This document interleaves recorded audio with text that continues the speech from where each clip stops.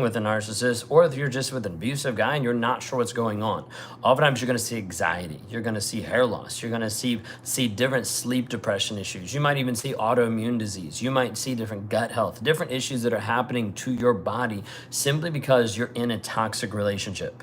If you're new here, my name is Ben Taylor. I'm a self-aware narcissist on this channel to pull back the curtain and reveal what's actually happening in your relationship, why you're stuck in the confusion, the chaos, and the crazy making that's happening, and also how to help you be free from the toxicity that you're currently dealing with. Many women that are in toxic relationships find themselves shutting down, not just mentally and emotionally, but their bodies shutting down.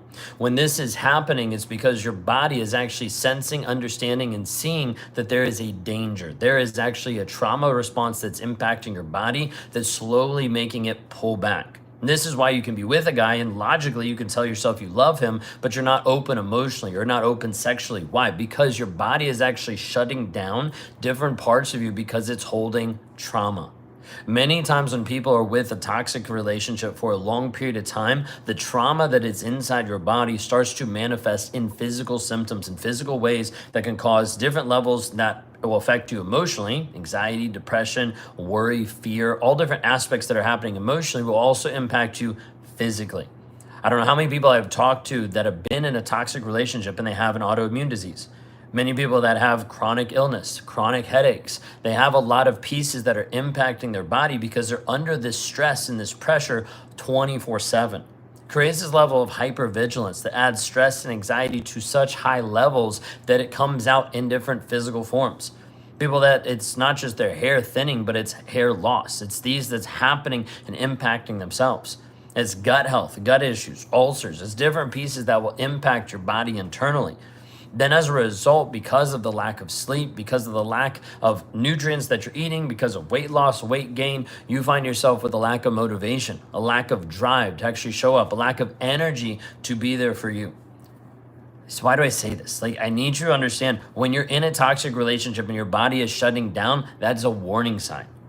That's your body raising its hand being like, help, I need something.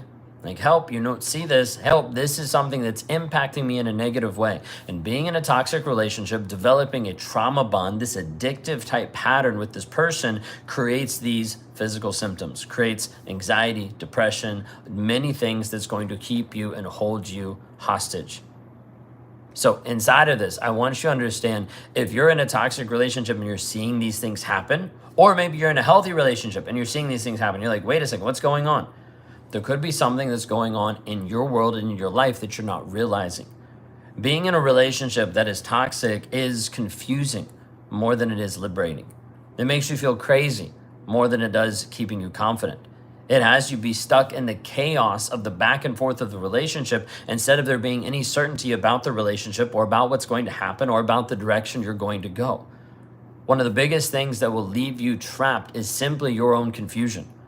Because if you don't know what to do, and if you don't understand what the relationship is and how it's functioning and what he's saying and what's happening, you won't do anything.